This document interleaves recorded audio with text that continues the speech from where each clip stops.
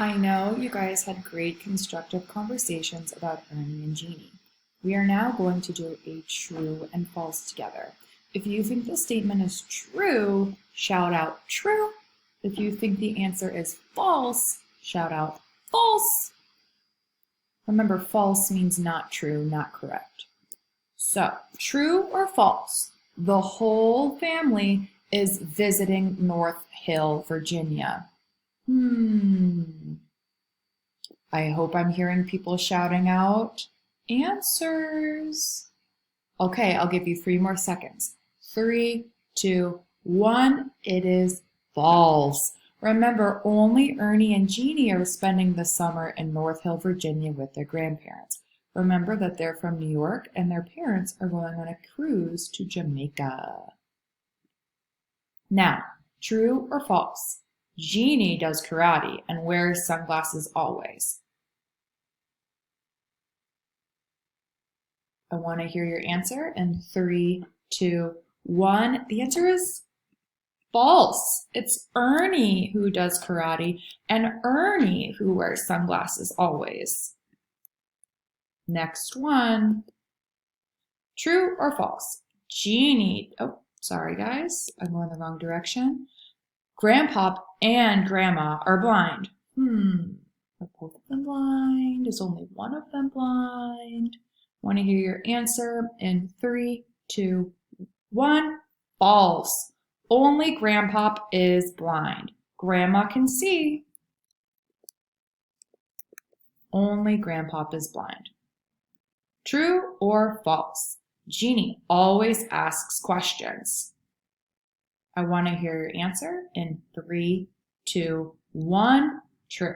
It is Jeannie who's always asking questions. Remember, he asked questions about honey badgers, why is Grandpa blind, how many stars are there in the sky. He's a very inquisitive and curious child.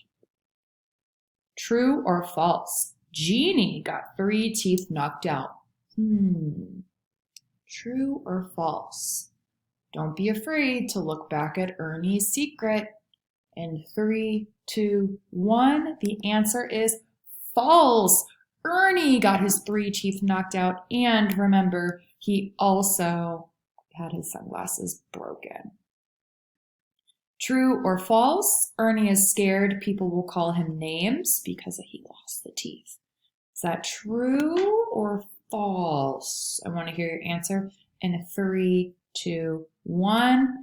Yes, remember, Ernie is scared people call him names, specifically Tooth Lee, and remember that's based off of the karate guy, Bruce Lee. Now, before break, we met Ernie and Jeannie, and they're 2 boys going to Virginia to spend the summer with their grandparents. They're adjusting to country life and doing many chores. Now, remember, the boys and their family talk in slang. We are going to analyze how they talk and how it impacts the overall tone. But what is tone? Remember, tone is the author's word choice that shows the author's attitude towards the subject. Is there a neutral, negative, or positive correlation?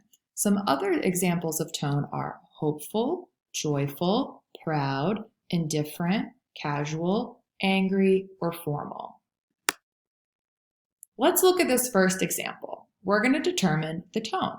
It says, "This is to inform you that your book has been rejected by our publishing company as it was not up to the required standard. In case you would like us to reconsider, we would suggest that you go over it and make some necessary changes."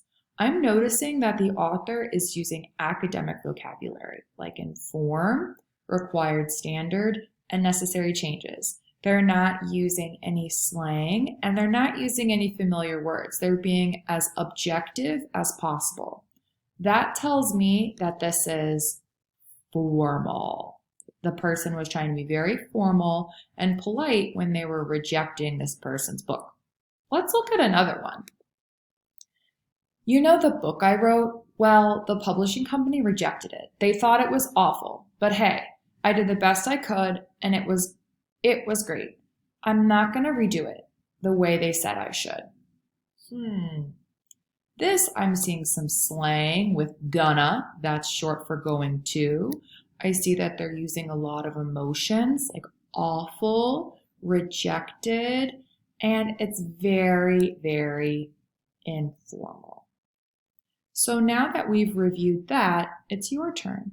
You are going to analyze the way Ernie and Jeannie speak in Grandpa's Surprise and Ernie's Secret.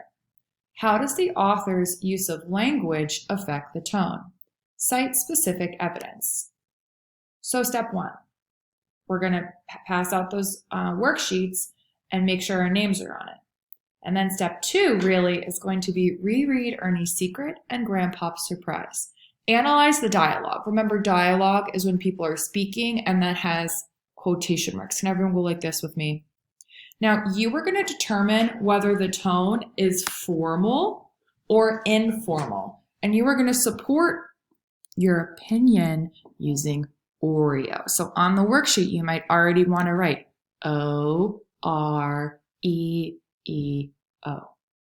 Okay? After this video is over, please start the 15-minute timer.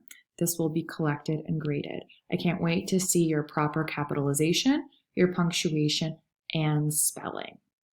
Good luck, guys.